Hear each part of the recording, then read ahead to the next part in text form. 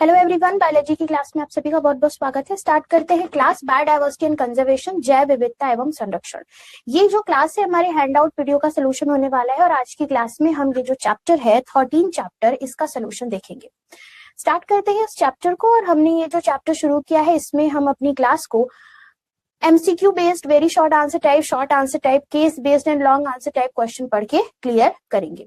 जैसा कि हर क्लास के लास्ट में हम आपको बताते भी हैं कि आपको किस तरीके से भी प्रिपरेशन करनी है, उसका पूरा ओवरव्यू हमने यहाँ पर लगा दिया है। आपको type of questions, number of questions, solving time, learning time, सब कुछ यहाँ पर दे रखा है। आपको कुछ इसी तरीके से अपनी प्रिपरेशन को करना है। तो इस टोटल सोल्यूशन वीडियो में हम 22 क्वेश्चन सॉल्व करने वाले हैं, जिसमें एमसीक्यू हमारे 8 होंगे, very short 2, short answer 9, case base भी 2 है, 1 लॉन्ग आंसर टाइप क्वेश्चन है। इस तरीके से हम इसको सॉल्व करने वाले हैं। तो स्टार्ट करते हैं। सबसे पहले हम ऑब्जेक्टिव क्वेश्चन की तरफ बढ़ेंगे, जो हमारे पिछले साल के पेपर में आया हुआ क्वेश्चन है। क्वेश्चन हमसे सीधे पूछ रहा है, the IUCN red data list 2004 में इन दी last 500 years documents the extinction of nearly 784 species including। सीधा सा क्वेश्चन पूछ रहा है कि IUCN का एक रेड डेटा लिस्ट का दस्तावेज है, जिसमें उन्होंने 500 वर्षों में करीब 784 प्रजातियों को एक्सटिंक्ट होते हुए देखा है, जिसका पूरा का पूरा क्या लिखा हुआ है, डॉक्यूमेंटेशन है, पूरा दस्तावेज बना कर रखा हुआ है। तो कह रहे इसमें शामिल कौन होंगे, इसमें कितने इनवर्टिब्रेट शामिल हैं। हमारा यहाँ पर वैल्यू दे रखा है 330, 338, 359 या 362। तो अगर आपको याद हो, हमने आपको बोला था कि ये जो चैप्टर है इसमें आपको कुछ डेटा याद करने पड़ेंगे। तो उस याद डेटा में से आपको अगर पता है तो इस क्वेश्चन के लिए करेक्ट आंसर होगा 359। 359 इनवर्टिब्रेट स्पीसीज है, अकशेरुकी स्पीसीज है, जो कि लगभग 500 वर्षों में विलुप्त हुई हैं, जिनका रेड डेटा लिस्ट में नाम है, जो IUCN के द्वारा जारी किया गया था। अगला क्वेश्चन अगेन कह रहा है, which of the following is an example of ex situ conservation. Ex situ conservation यानी ऐसा कंजर्वेशन जहां पर हम किसी ऑर्गेनिज्म को उसके नेटिव प्लेस से बाहर ले जाकर के कंजर्व करते हैं। इस तरीके के कंजर्वेशन को एक्स सीटू कंजर्वेशन कहते हैं। इसमें कह रहा है 4 ऑप्शन में से कौन सा एक्स सीटू कंजर्वेशन का एग्जाम्पल होगा। Sacred groups, national park, biosphere reserve या सीड बैंक। तो इस क्वेश्चन के लिए सीड बैंक एक आउटसाइड ऐसी जगह है जहां पर हम बीजों को संग्रहित करते हैं, और ये एक एग्जाम्पल है एक्स सीटू कंजर्वेशन का। तो इस क्वेश्चन के लिए D is the correct answer. अब देखो, ध्यान से समझना, ये क्वेश्चन कह रहा है the active chemical drug reserpine is obtain from. कह रहा है एक सक्रिय रासायनिक औषधि है रेजरपाइन, जो कहां से प्राप्त होता है।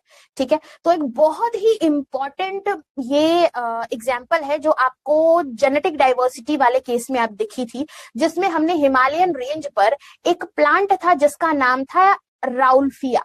राउल्फिया से हमने एक तरीके का केमिकल निकाला था, और राउल्फिया से निकलने वाला ये जो केमिकल है इसको हमने कहा था रेजरपाइन। और इसी केमिकल से, है ना, इसी केमिकल से हमने क्या बनाई थी, मेडिसिन बनाई थी। तो यहां पर देखा जाए तो इस क्वेश्चन के लिए करेक्ट आंसर हमारा क्या हो जाएगा, राउल्फिया। अगला question, which of the following group exhibit more species diversity. इसमें से बताइए, 4 ऑप्शन है। कह रहा है जिम्नोस्पर्म, एल्गी, ब्रायोफाइट्स या फंजाई में से किसकी सबसे ज्यादा बायोडाइवर्सिटी है। ठीक है, तो अगर आपको पूरे के पूरे ग्रुप ऑफ ऑर्गेनिज्म में बायोडाइवर्सिटी किसकी सबसे ज्यादा है वो पूछी जाए, तो जो कवक की प्रजाति होती है, जो फंगस की प्रजाति होती है, इनकी बायोडाइवर्सिटी सबसे ज्यादा होती है। तो इस क्वेश्चन के लिए हम डी को करेक्ट ऑप्शन टिक मार्क करेंगे। अगले क्वेश्चन पर आते हैं। कह रहे the historic convention on biological diversity held in Rio de Janeiro in 1992 is known as. 1992 में रियो डी जनेरियो में आयोजित जैव विविधता पर ऐतिहासिक सम्मेलन को किसी नाम से जाना जाता है। आपको याद होगा, क्लास में हमने इसके बारे में डिस्कशन करा था, दिस इज अर्थ समिट। इसको हमने क्या कहा था, अर्थ समिट। अगला question, which of the following forest is known as the lungs of the planet Earth. हमारी पृथ्वी का फेफड़ा क्या कहा जाता है, तो सबसे ज्यादा ऑक्सीजन निकालने वाला, है ना, सबसे ज्यादा ऑक्सीजन प्रोड्यूस करने वाला जो फॉरेस्ट है, जो हमारे अर्थ पर पाया जाता है, इसे हम बोलते हैं अमेजन रेन फॉरेस्ट, है ना। अमेजन का वर्षा वन जो है वो हमारी अर्थ पे सबसे ज्यादा ऑक्सीजन निकालने वाला फॉरेस्ट है, और इसी वजह से इसे हम लंग्स ऑफ द प्लैनेट अर्थ कहते हैं। तो इस क्वेश्चन के लिए करेक्ट आंसर हमारा सी टिक मार्क हम करेंगे। अगला question, amongst the animal group given below, which one has the highest percentage of endangered species? इन सभी गिवन ऑप्शंस में से सबसे ज्यादा ऐसी प्रजातियों को चुनिए जो लुप्त प्राय प्रजाति हैं, जिन पर सबसे ज्यादा खतरा मंडरा रहा है। तो अब के समय में एम्फीबियंस जो है बहुत तेजी से एक्सटिंक्ट होने के खतरे पर है। तो इस क्वेश्चन के लिए हमारा इंसेक्ट, मैमल, रेप्टाइल्स, एम्फीबियंस में से C is the correct answer. Amphibians एक इंडेंजर्ड स्पीसीज है जो कि हाईएस्ट परसेंटेज इस समय रख रहा है एनिमल ग्रुप में, जो कि गिवन ऑप्शंस में दे रखे। अब आते हैं assertion and reason based question पर। आप सभी को पता है assertion and reason based question में क्वेश्चन कुछ इस तरीके से होता है कि हम असर्शन और रीजन के स्टेटमेंट देखते हैं, फिर हमें ये देखना होता है ऑप्शन ए में कि असर्शन और रीजन दोनों सही हैं और रीजन असर्शन को करेक्टली जस्टिफाई कर रहा है। बी वाले ऑप्शन में देखना होता है assertion and reason both are correct, लेकिन रीजन असर्शन को जस्टिफाई नहीं कर रहा है, यानी दोनों अलग अलग स्टेटमेंट है। सी में हमें देखना होता है क्या असर्शन सही है, रीजन गलत है, एंड डी में देखना होता है असर्शन गलत है या रीजन सही है। ठीक है, तो इन चार ऑप्शन के तहत हम यहाँ पर अपना क्वेश्चन देखेंगे। पहला क्वेश्चन असर्शन एंड रीजन में साफ साफ दिख रहा है, मैं साइड हट के आपको पढ़ देती हूँ। असर्शन कह रहा है loss of biodiversity can occur due to over exploitation of resources. कह रहा है कि बायोडाइवर्सिटी का जो लॉस हो रहा है, जैव विविधता का जो ह्रास हो रहा है, इसमें बहुत ही ज्यादा हम संसाधनों का अति दोहन कर रहे हैं, ये वजह है।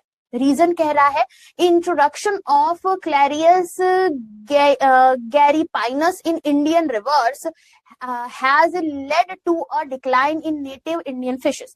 यानी कह रहा है कि भारतीय नदी में हमने एक तरीके का क्लेरियस गैरीपिनस नाम का स्पीसीज डाला है, जिससे भारत की जो देशी मछलियां है, नेटिव स्पीसीज है फिशेस की, उनकी संख्या में कमी आई है। अब आप ध्यान से देखो, असर्शन भी सही है, रीजन भी सही है ना? अभिकथन भी सही है, रीजन भी सही है, लेकिन अभिकथन और रीजन दोनों अलग अलग स्टेटमेंट है, एक दूसरे को जस्टिफाई नहीं कर रहे हैं। तो इस वजह से हम यहाँ पर बी को करेक्ट मार्क करेंगे कि both assertion and reason are true, लेकिन रीजन करेक्ट एक्सप्लेनेशन असर्शन का नहीं है। अगला क्वेश्चन देखते हैं, वेरी शॉर्ट।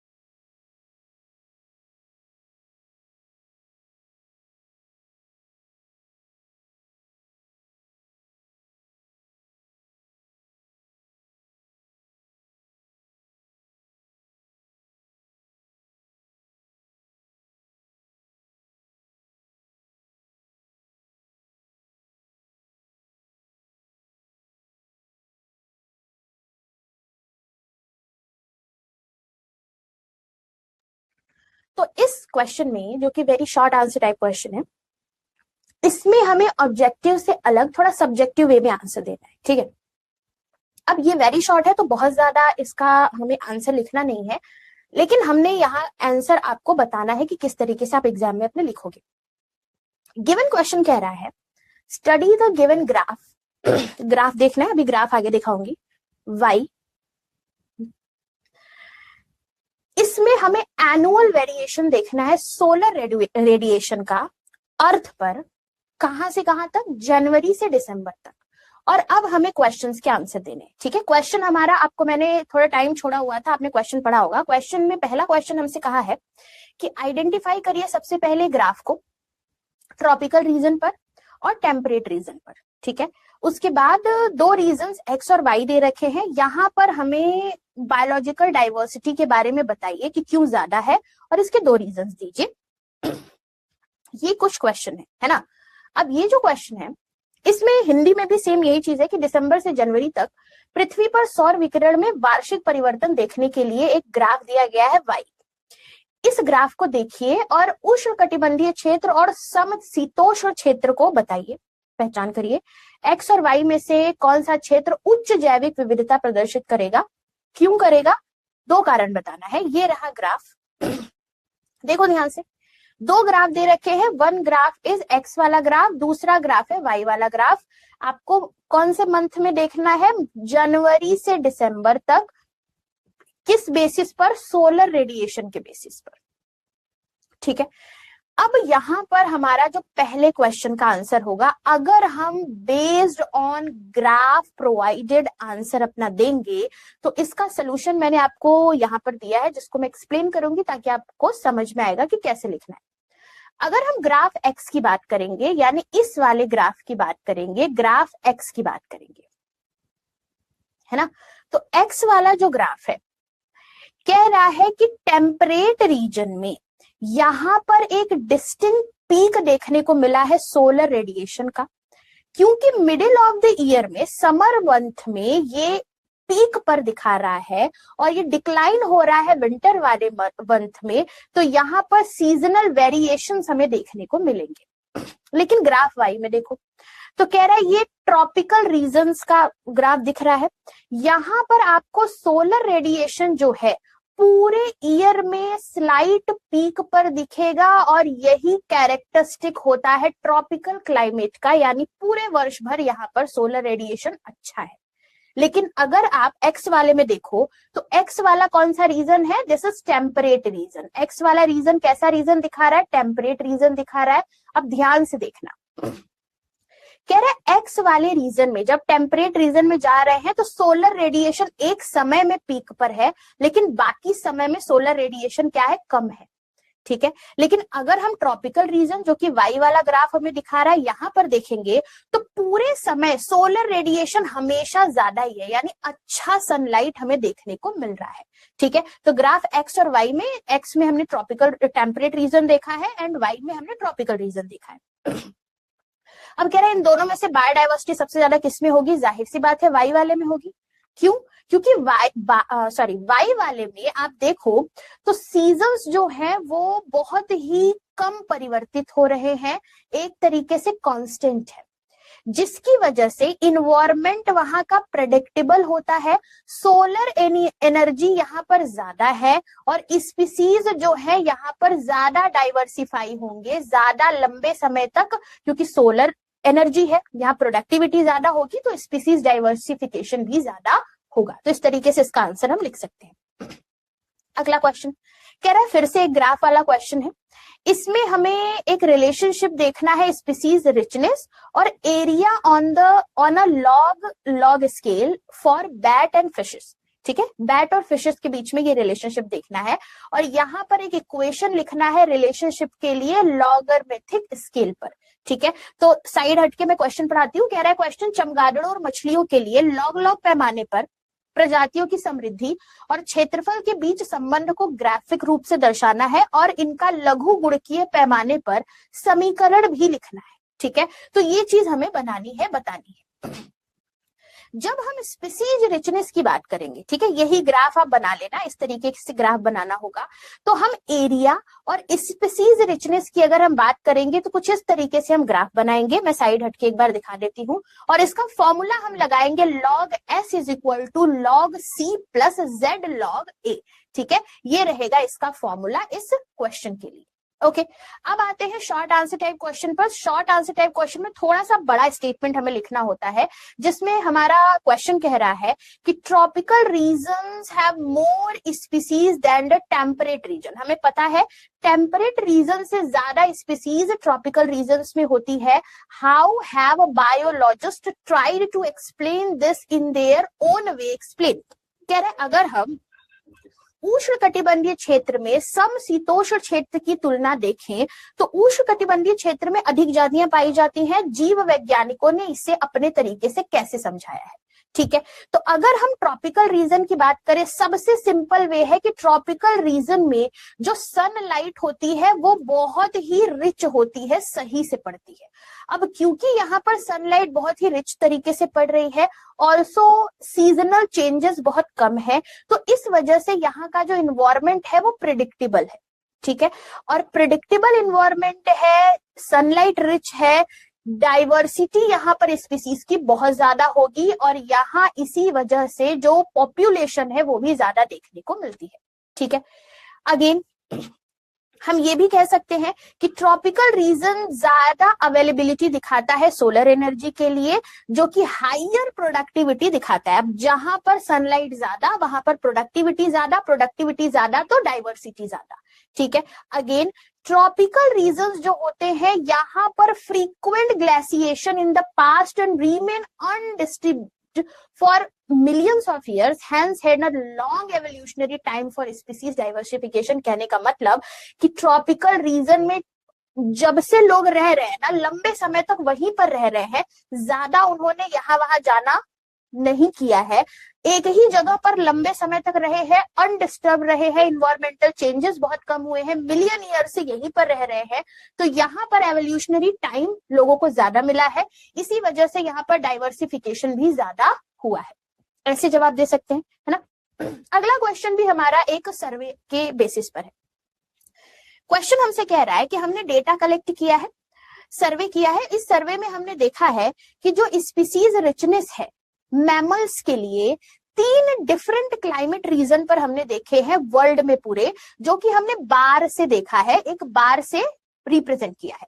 पनामा में 560 स्पीसीज मैमल्स की दिखी हमें, कनाडा में 301 स्पीसीज दिखी मैमल्स की, और डेनमार्क में 67 स्पीसीज मैमल्स की दिखी है, जिसको हमने ग्राफ पे लगा दिया है। ठीक है। तो टेक्सोनॉमिक रिचनेस हमें दिख रही है गाइस, हमने यहाँ पर बार के आधार पर लगाया है कि अगर हम पोलर रीजन की बात कर रहे हैं तो 67 रिचनेस दिखी है, यानी हमने अगर बात करी है डेनमार्क की तो 67 स्पीसीज।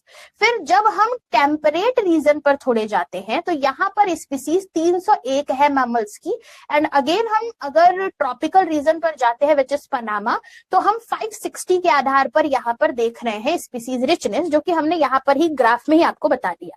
कह रहे हैं अगर हम स्पीसीज रिचनेस के हिसाब से देखें तो हमें आइडेंटिफाई करके बताइए location of these countries in the respective climate regions given. ठीक है। फिर हमें बताइए plants and animal do not have a uniform diversity in the world, write the term given to pattern of biodiversity and why. यानी कि हमें यहाँ पर विश्व के 3 जलवायु क्षेत्रों में अलग अलग क्षेत्रों में एक बार के आधार पर स्तनधारियों की गणना दे दी है। पनामा में 560, कनाडा में 301 और डेनमार्क में 67। अब हमें बताइए प्रजातियों की समृद्धि के आधार पर दिए गए संबंधित जलवायु में इन देशों के स्थान की पहचान, साथ ही साथ विश्व में पौधे और जानवरों में एक समान विविधता नहीं है, इसको हम किस तरीके से क्या नाम देते हैं समझाइए। ठीक है।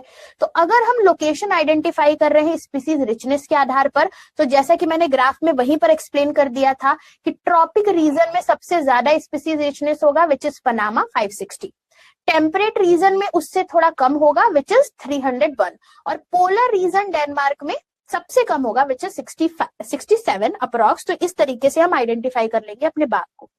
अब अगर हम दूसरे क्वेश्चन की बात करें, टर्म फॉर दिस पैटर्न की बात करें, रीजन की बात करें, तो सबसे पहली बात यहाँ पर लैटिट्यूडनल ग्रेडियंट दिख रहा है बायोडाइवर्सिटी में। इसका ये रीजन है कि बायोडाइवर्सिटी इंक्रीज होती है जब हम पोल से ट्रॉपिक रीजन की तरफ आते हैं, क्योंकि ट्रॉपिक रीजन में ज्यादा फेवरेबल कंडीशन है, स्टेबल कंडीशंस है, हायर प्राइमरी प्रोडक्टिविटी है, इसी वजह से ट्रॉपिकल रीजन में स्पीसीज रिचनेस हमेशा ज्यादा होती है। अगला क्वेश्चन कह रहा है some species in an ecosystem exert greater influence in driving major ecosystem services than others. How did Paul Ehrlich explain this concept in his rivet popper hypothesis. कह रहा है सबसे पहले ये बताइए, ये क्वेश्चन है कि किसी पारिस्थितिक तंत्र में कुछ प्रजातियां प्रमुख पारिस्थितिक तंत्र सेवाओं को संचालित करने में अन्य प्रजातियों की तुलना में ज्यादा प्रभाव डालती हैं। पॉल एनरिच ने अपने रिवर पोपर परिकल्पना से इस अवधारणा को किस तरीके से एक्सप्लेन किया है। ठीक है। तो पॉल एनरिच ने एक हाइपोथेसिस दिया था जिसमें इन्होंने एरोप्लेन को इकोसिस्टम से कंपेयर किया था, एरोप्लेन को इकोसिस्टम से कंपेयर किया था, और एरोप्लेन में जितने भी रिवेट्स लगे हुए हैं जितने भी पार्ट्स हैं जो उन्हें ज्वाइंट करने का काम कर रहे हैं, उसे इन्होंने कहा था कि इनको मान लो कि ये स्पीसीज है, ठीक है। तो क्या कह रहा है, एक एरोप्लेन है जिसको इन्होंने एज अ कंसीडर करा इकोसिस्टम, और उसमें जितने भी पार्ट्स हैं जो कि जुड़े हुए हैं थाउजेंड ऑफ रिवेट से, इसे इन्होंने स्पीसीज नाम दिया, ठीक है। तो इन्होंने ये भी कहा, if every passenger travelling in it start popping a rivet to take home, यानी अगर हर पैसेंजर इसमें ट्रैवल कर रहा है तो यहाँ पर अगर हर पैसेंजर ने एक एक रिवेट निकालना शुरू कर दिया तो एरोप्लेन क्या होगा, डिसबैलेंस होगा। इस तरीके से हम ये भी कह सकते हैं, अगर हमारे इकोसिस्टम से एक एक रिवेट जाना शुरू हो गए, निकलना शुरू हो गए, स्पीसीज निकलना शुरू हो गए, एक्सटिंक्ट होना शुरू हो गए, तो इस केस में हम यहाँ पर देखेंगे कि इकोसिस्टम डगमगा गया। जैसे रिवेट को निकालने से एरोप्लेन डिसबैलेंस हो सकता है, फ्लाइट की सेफ्टी जो है वो अफेक्टेड हो सकती है। उसी तरीके से अगर इकोसिस्टम से स्पीसीज निकलेंगी तो ये भी हमारे ऊपर एडवर्स इफेक्ट डालेंगी। तो यहाँ साफ साफ लिखा हुआ है, it may not affect flight safety initially if more and more rivets, यानी एक आंख निकालेंगे तो इतना फर्क नहीं पड़ेगा, लेकिन अगर हमने ज्यादा से ज्यादा रिवेट्स निकालना शुरू कर दिया एरोप्लेन से तो ये एरोप्लेन वीक हो जाएगा, डेंजरस हो जाएगा, जिसकी वजह से इनके जो विंग्स है वो खराब हो जाएंगे, हो सकता है गिर जाए। तो इसी तरीके से अगर हम अपने इकोसिस्टम से थोड़ी बहुत स्पीसीज एक्सटिंक्ट हो रहे हैं, उतना प्रभाव नहीं पड़ेगा, लेकिन ये लंबे समय तक होने लग गया, ज्यादा स्पीसीज एक्सटिंक्ट हो गए, तो जिस तरीके से फ्लाइट को खतरा है उसी तरीके से हमारे इकोसिस्टम को भी खतरा होगा। This is their theory, rivet popper hypothesis.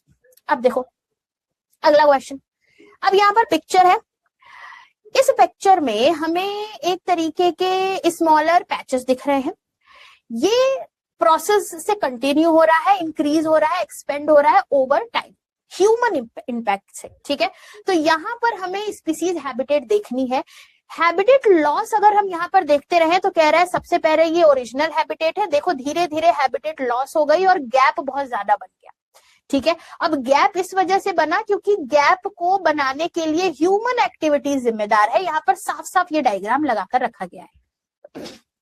कह रहा है do you agree with the above statement, give two suitable reason in support of your answer. एक तो ये बताना है, फिर कह रहा है write the ecological term used for such patches formed in an original habitat, ठीक है। यानी यहाँ पर एक विशाल आवास का चित्र दिया गया है, लगातार छोटे टुकड़ों में टूट रहा है, मानवीय प्रभाव के कारण ये और तेजी से फैल रहा है, आवास में प्रजातियों के अस्तित्व के लिए एक बड़ा खतरा पैदा हो रहा है। अब क्वेश्चन बताइए कि क्या उपरोक्त कथन से सहमत है, इसके उपयुक्त कारण दीजिए, मूल आवास में बने क्षेत्रों के लिए उपयुक्त पारिस्थितिक शब्द भी लिखिए। तो सबसे पहली बात, ये तो बिल्कुल सही है कि ह्यूमन एक्टिविटीज की वजह से यहाँ पर हैबिटेट में डिग्रेडेशन देखने को मिला है, क्योंकि फ्रेगमेंटेशन बहुत तेजी से हो रहा है, ठीक है।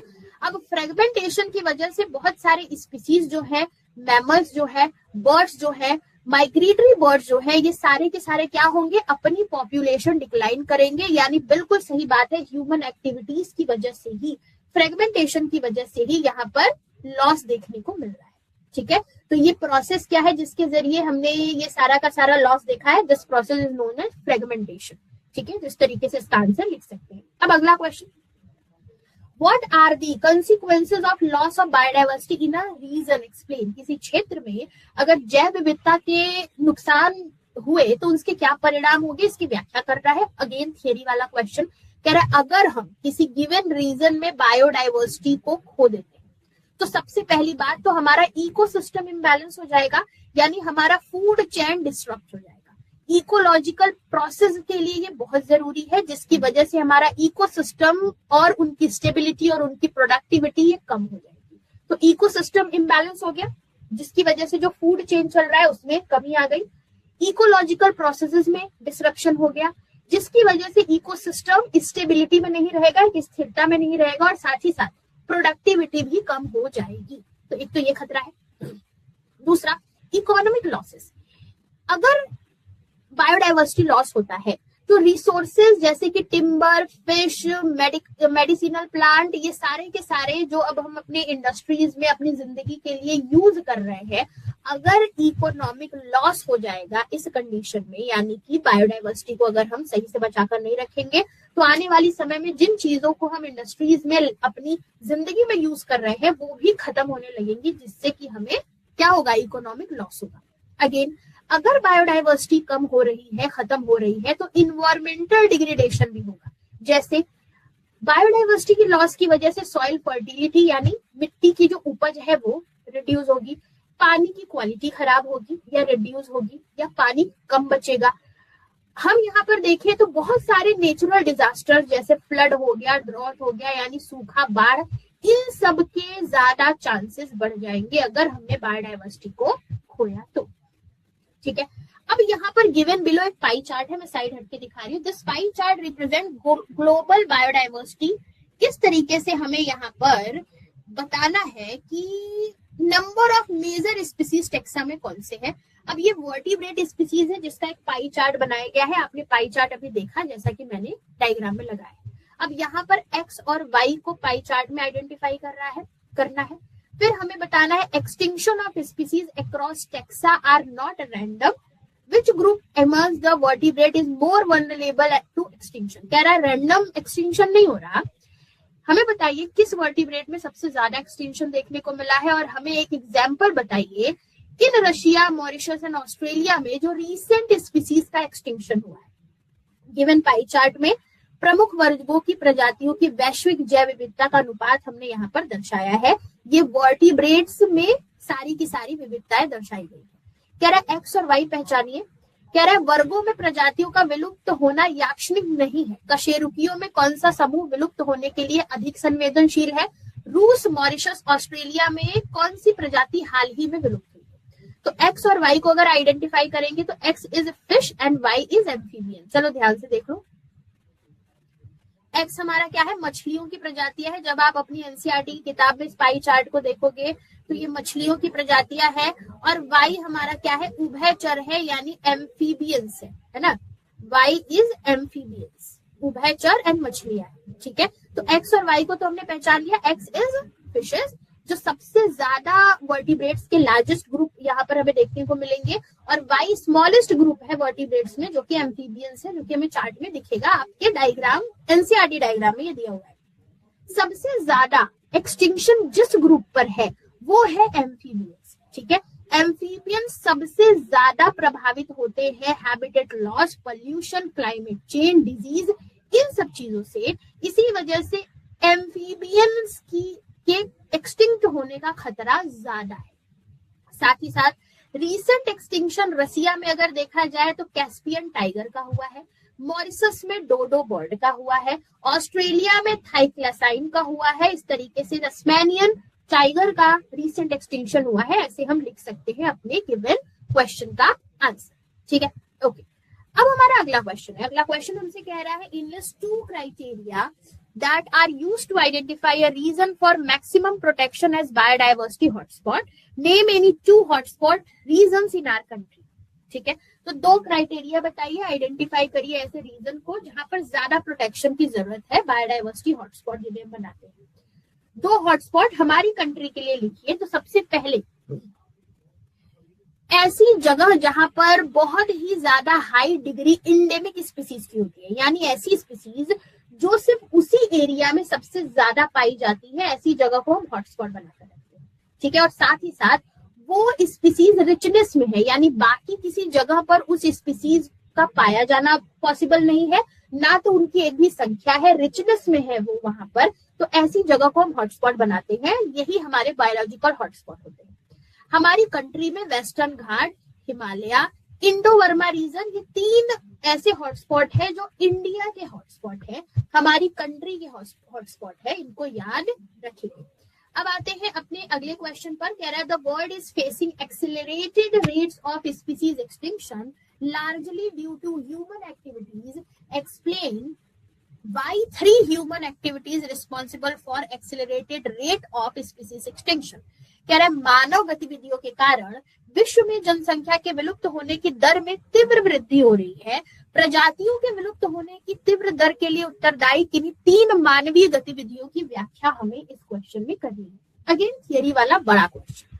ठीक है, तो सबसे पहली बात, मानव हैबिटेट लॉस और फ्रेगमेंटेशन की वजह से बहुत ही ज्यादा जंगलों में जा जाकर क्या कर रहे हैं, बर्बादी फैला रहे हैं। तो सबसे पहला reason habitat loss and fragmentation. ठीक है, तो हमने क्या किया है, हैबिटेट का बहुत ही ज्यादा डिग्रेडेशन कर दिया है। जैसे हमने अमेजन रेन फॉरेस्ट में जाकर जंगल काटने और वहां जंगल साफ करना शुरू कर दिया है, और इस वजह से ताकि हम वहां की जमीन को तोड़ तोड़ कर अपने काम के लिए, अपने पॉपुलेशन को बढ़ाने के लिए यूज कर पाए। और ऐसे एरिया का हमने देखा है कि अपने काम में हमने ऐसे तरीके से यूज कर लिया है कि अब वहां पर जो रहने वाली नेटिव स्पीसीज थी वो एक्सटिंक्ट हो गई है, विलुप्त हो गई है। तो एक तो ये हमारी दिक्कत है। दूसरी, over exploitation of natural resources. अब हमें नेचर से ही सब कुछ चाहिए, लेकिन हम ग्रीडी हो चुके हैं। ठीक है, जिसकी वजह से हमने रिसोर्सेज का ओवर एक्सप्लॉइटेशन करना शुरू कर दिया है, और वो रिसोर्सेज अब धीरे धीरे खत्म हो रहे हैं क्योंकि नेचर में रिसोर्सेज लिमिटेड है।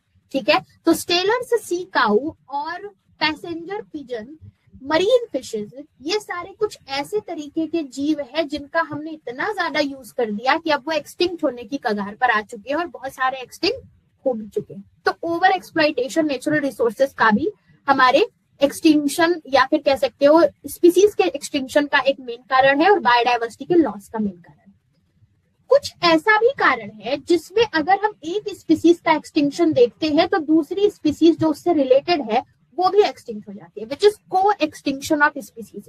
ठीक है, तो कभी कभी ऐसा होता है कि कोई एक स्पीसीज है और दूसरी स्पीसीज उससे रिलेटेड है, यानी उनके बिना उनका जीवन अधूरा है।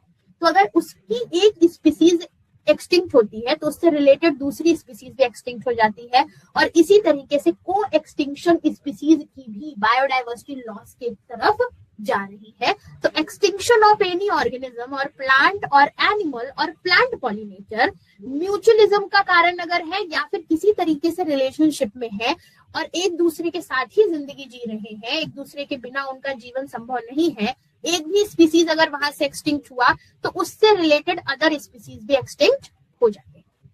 अगला question, who is having more species diversity, Colombia और ग्रीनलैंड, व्हाई? सबसे पहले तो ये बताओ सबसे अधिक प्रजाति विविधता कोलंबिया या ग्रीनलैंड में से किसमें है?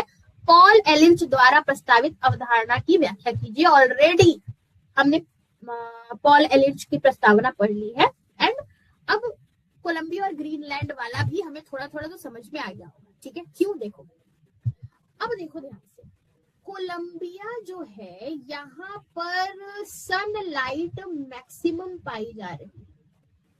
क्यों? क्योंकि ये हमारा कोलंबिया जो है ये ट्रॉपिक वाले रीजन में उपस्थित है। ठीक है, तो अब थियरी देखो, थियरी से ज्यादा क्लियर हो जाए। कोलंबिया के पास ज्यादा स्पीसीज डाइवर्सिटी है ग्रीनलैंड की अपेक्षा। क्यों?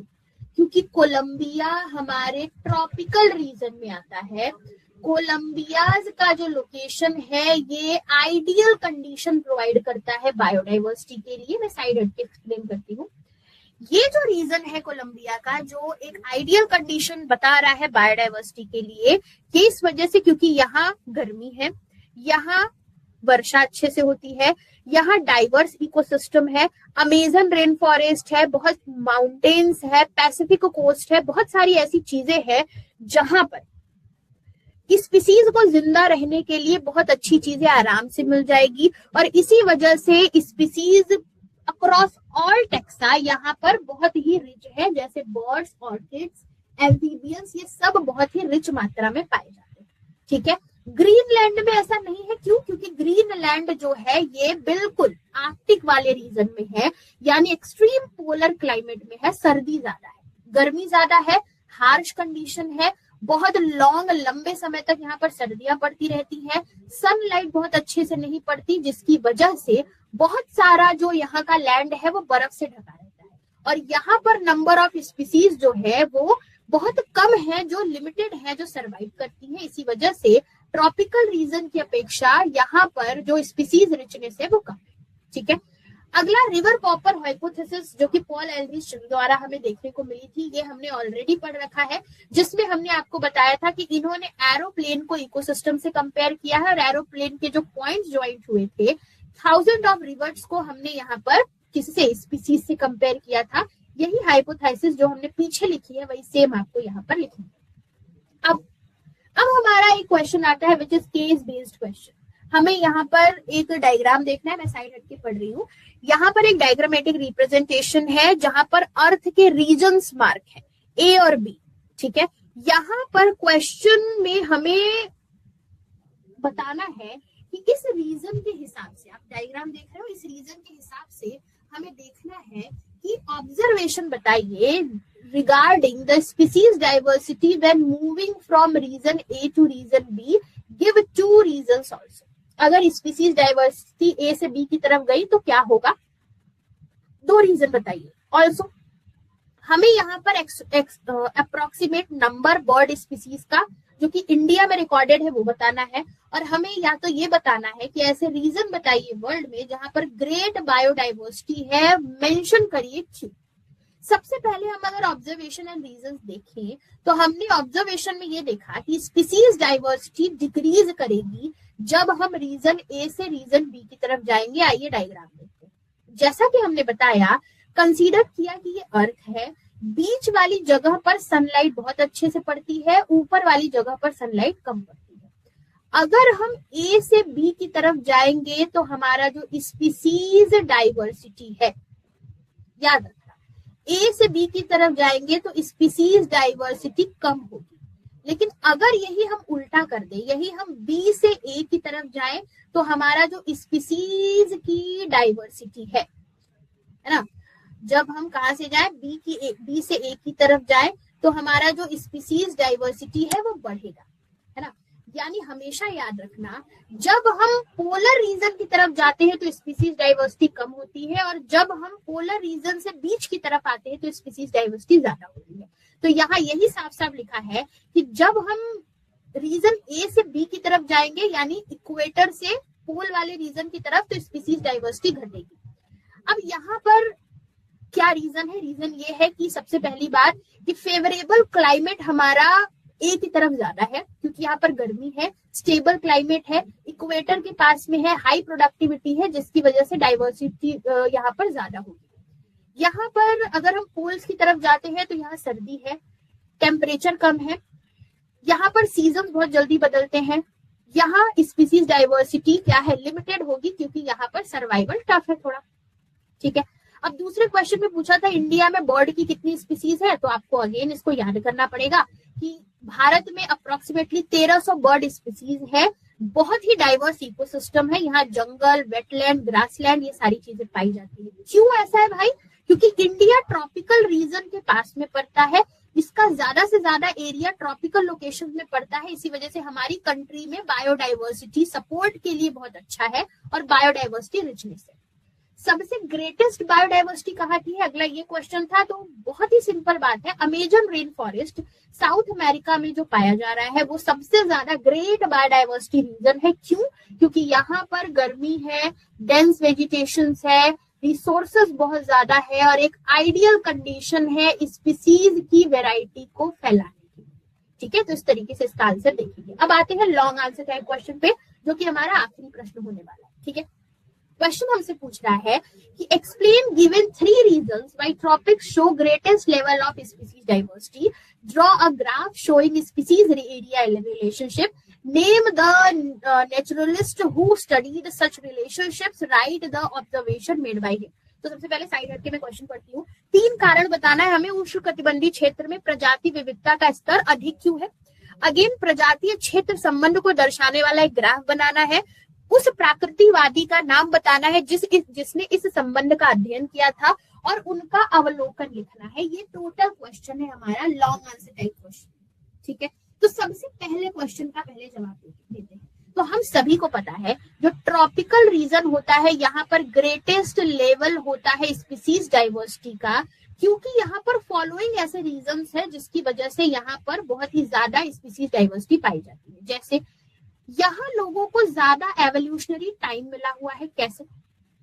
ट्रॉपिकल एरिया में रहने वाले जो लोग हैं वहां पर सालों तक, मिलियन ईयर्स तक ये अनडिस्टर्ब रहे हैं, क्योंकि यहाँ पर टेम्परेचर एक जैसा रहा है, यहाँ पर कोई भी ऐसी चेंजेस नहीं हुई है, बर्फबारी बहुत ज्यादा नहीं हुई है रिसेंट मिलियन पास्ट ईयर्स में। बहुत ही लंबा एवोल्यूशनरी टाइम होने की वजह से इस स्पीसीज को ज्यादा डाइवर्सिफाई होने के लिए बहुत ही प्रॉपर समय मिला है, जिसकी वजह से यहाँ पर स्पीसीज डाइवर्सिटी ज्यादा है। दूसरा, क्योंकि यहाँ पर कांस्टेंट और प्रेडिक्टेबल इन्वायरमेंट है, क्योंकि यहाँ पर ट्रॉपिकल क्लाइमेट जो है वो लेस सीजनल्स है, यानी बहुत ज्यादा सीजन चेंज नहीं होते, प्रेडिक्टेबल है, हमें पता है कैसा मौसम परिवर्तित हो सकता है। क्योंकि यहाँ पर स्पीसीज जो है वो ज्यादा ही प्रमोटिव है या स्पीसीज ज्यादा ही ग्रो करने वाली है, क्योंकि यहाँ पर लार्ज नंबर ऑफ स्पीसीज एक छोटे से एरिया में भी रह लेती हैं। यहाँ पर इकोलॉजिकल रोल्स भी बहुत ही स्पेशलाइज्ड होते हैं और इस वजह से इस जगह पर स्पीसीज रिचनेस बहुत ज्यादा है। अगला, high primary productivity. Tropical regions पर सोलर एनर्जी ज्यादा है, क्यों? क्योंकि सनलाइट तेज पड़ती है, जिसकी वजह से सोलर एनर्जी होने की वजह से यहाँ पर नेट प्राइमरी प्रोडक्टिविटी बहुत ज्यादा है, जिसकी वजह से प्रोडक्शन ज्यादा है। प्रोडक्शन ज्यादा है तो यहाँ पर लार्ज बायोमास पाए जाते हैं, ऑर्गेनिज्म को ज्यादा प्रोडक्टिविटी मिल रही है, वो ज्यादा डाइवर्सिफाई हो रहे हैं, ज्यादा स्पीसीज बना रहे हैं, इसी वजह से ट्रॉपिकल रीजन पर स्पीसीज डाइवर्सिटी ज्यादा है। अब अगेन स्पीसीज एरिया रिलेशनशिप कह रहा है, स्पीसीज एरिया रिलेशनशिप हमें देखना था, ग्राफ बनाना था, तो हम यहाँ पर अगर देखेंगे तो ये एक ऐसे तरीके का ग्राफ बनेगा जहां पर हमने देखा है साउथ अमेरिकन जंगल्स में, जो कि एक ग्रेट जर्मन नेचुरलिस्ट और जियोग्राफर देखे थे, अलेक्जेंडर वॉन हेम्बर्ट। इन्होंने इस रीजन में स्पीसीज रिचनेस को देखा था कि जैसे जैसे हम एरिया बढ़ाते जाएंगे स्पीसीज रिचनेस बढ़ती चली जाएगी, लेकिन अप टू अ लिमिट। ठीक है, तो इन्होंने कहा within a region species richness increased with increase in explored area but only up to a limit, लेकिन एक लिमिट तक स्पीसीज एरिया ऐसे बढ़ती जाएगी। इनफैक्ट इन्होंने ये भी चीज कही थी कि जैसे जैसे, यानी जितना हम स्पीसीज रिचनेस देखेंगे, यानी जैसे जैसे हम एरिया बढ़ाते जाएंगे हमारा स्पीसीज रिचनेस उतनी ही वेराइटी में भी आता जाएगा, जैसे angiosperm plants, birds, bat, fresh water fishes, ये सारे के सारे क्या होंगे, आपको ज्यादा से ज्यादा देखने को मिलेंगे। इस तरीके से इन्होंने एक लैग्रामेटिक स्केल पर स्पीसीज एरिया रिलेशनशिप के लिए इक्वेशन बनाया था। इक्वेशन हट जाती हूँ मैं, आप देखो, log s is equal to log c plus z log a। s का मतलब यहाँ पर स्पीसीज रिचनेस है, a इज एरिया, z एक स्लोप है लाइन के लिए, और c is equal to y intercept. ये फॉर्मूला याद कर लेना, अलेक्जेंडर वॉन हेम्बर्ट के द्वारा दिया गया ये फॉर्मूला था। ग्राफ बनाने को कहा था, तो हम यहाँ पर एरिया और स्पीसीज रिचनेस के बीच में जब ग्राफ बनाएंगे तो हमें यहाँ पर जो ग्राफ लिखेगा लॉग लॉग स्केल में, वो कुछ इस तरीके से दिखेगा, और ये इस तरीके से एक s is equal to C A Z के फॉर्म में बनकर आएगा। ठीक है, तो इस तरीके से हमारा ये पूरा का पूरा चैप्टर खत्म होता है। आई नो ये थियरी वाला पूरा का पूरा चैप्टर है, आपको बहुत सारी चीजें रटनी पड़ेंगी। ऐसे ही क्वेश्चन एग्जाम में आते हैं सीबीएसई के, और आपको इसी तरीके से अपनी प्रिपरेशन करनी है। हमने यहाँ पर आपको बेस्ट सोल्यूशन प्रोवाइड कर दिया है, कुछ इसी तरीके से आप अपनी प्रिपरेशन करके आने वाले एग्जाम में अच्छा परफॉर्म कर सकते हो। मिलते हैं आपसे अगली क्लास में guys. Thank you so much, thank you.